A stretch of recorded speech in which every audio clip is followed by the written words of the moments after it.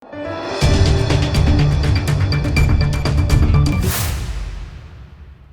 દર્શક મિત્રો, આપ જોઈ રહ્યા છો લોકમૈત્રી ન્યૂઝ. હું છું એન્કર અર્પિતા પટેલ. હવે જોઈએ અગત્યના સમાચાર.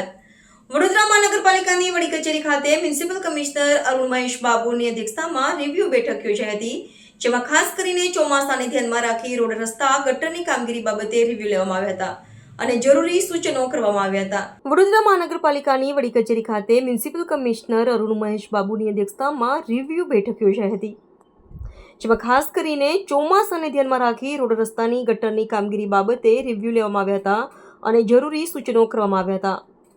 પાલિકામાં દર મંગળવારે મળતી આ બેઠકમાં તમામ વિભાગના અધિકારીઓ ઉપસ્થિત રહ્યા હતા અને વડોદરા શહેરમાં હાલમાં ચોમાસાને લગતી કામગીરી જેવી કે રોડ રસ્તા ગટરની કામગીરી પર વિશેષ ધ્યાન આપી કામો બાબતે અધિકારીઓ પાસેથી રિવ્યુ લેવામાં આવ્યા હતા અને નાગરિકોને તકલીફ ન પડે તે દિશામાં કામ કરવા સૂચનો કરવામાં આવ્યા હતા. Bureau report, Lokmaitri news, Vadodara.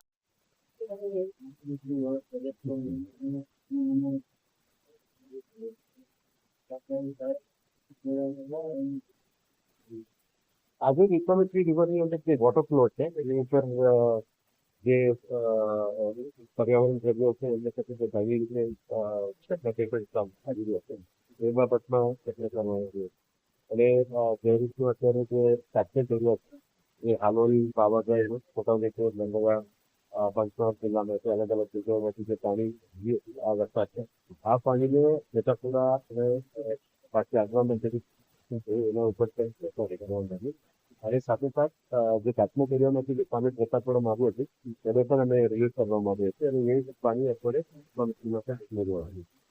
જે પહેલા જે હોર્ડિંગનું કામ પહેલા જે વાત કરી એટલે આટલું વોલ્યુમ હોય તો 11% જાય તો એમાં લગભગ 14 ફૂટ કે 15 ફૂટનું પાણી જતો છે.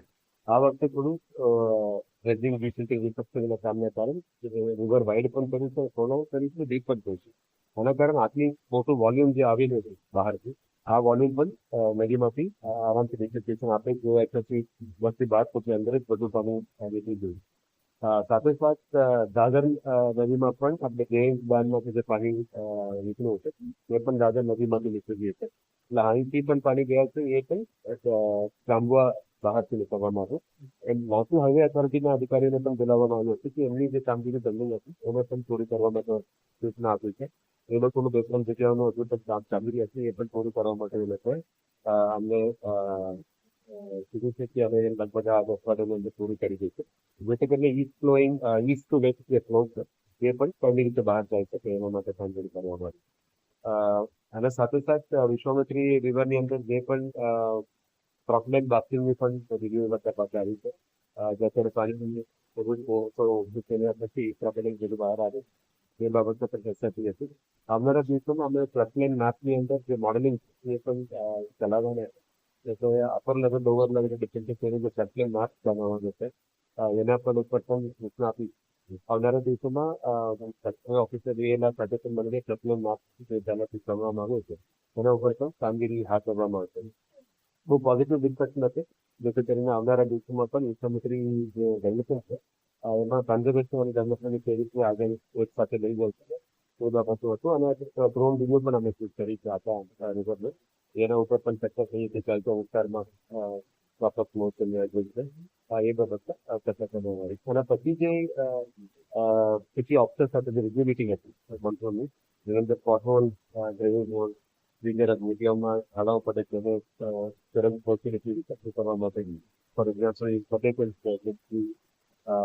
ચલાચર મારા જન્મ આવ્યો છે એ બધું તાત્કાલિક ધોરણે કામ કરવાનું છે અને આપણે બે અલગ અલગ ઇનપુટ સેક્ટરો લઈ રહ્યા છે. આઈટી ટીમ દ્વારા જેટલા સિટીમાં કેમેરાઝ લાગ્યા છે આ કેમેરાઝ માટે જેટલા જગ્યામાં ફોટોઝ લાગી છે રોડ ઉપર જાળવો કરી રહ્યો છે એને અત્યારે આર્કિટેક્ચર તમામ ટીમ જે મોકલવામાં આવી રહ્યા છે એની અંદર ટીમ જે મોકલ્યા પછી આ કામગીરી થઈ ગઈ છે કે મેડિકલ રિપોર્ટ લેવાની શરૂ કરી છે અને કેટલા પેન્ડિંગ છે આ પેન્ડિંગ ઉપર પણ અને અત્યારે રિવ્યુ કરવાની શરૂ કરી છે.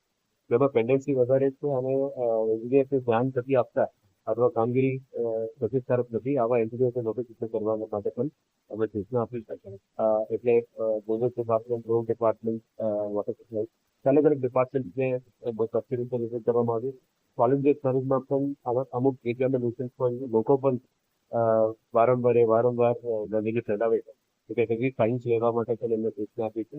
મૂળ મુદ્દા એ છે કે રોડની કન્ડિશન ઇમ્પ્રુવ કરવા માટે જે પણ જગ્યાઓમાં ડ્રેનેજ ડિપાર્ટમેન્ટ કદાચ બધી હશે અથવા વોટર ડિપાર્ટમેન્ટ કરી હશે એની કામગીરી બરાબર રીતે ફરી રોડને રીસ્ટ્રક્ચર કરવાની રીસ્થાપિત કરવાની કામગીરી હોતી છે એના ઉપર કડક એક્શન લેવા માટે અને આવનારા દિવસોમાં ફાયર ટીમ દ્વારા પણ અત્યારે અને એરોગેશન ઓફિસર દ્વારા રોડની અંદર બાંધકામમાંથી પણ ડેટા લઈ રહ્યા છે. લોકમૈત્રી ન્યૂઝ સાથે જોડાયેલા રહેવા અમારા યુટ્યુબ ચેનલને સબસ્ક્રાઇબ કરી ફેસબુક અને ઇન્સ્ટાગ્રામ પેજને લાઇક અને શેર કરો.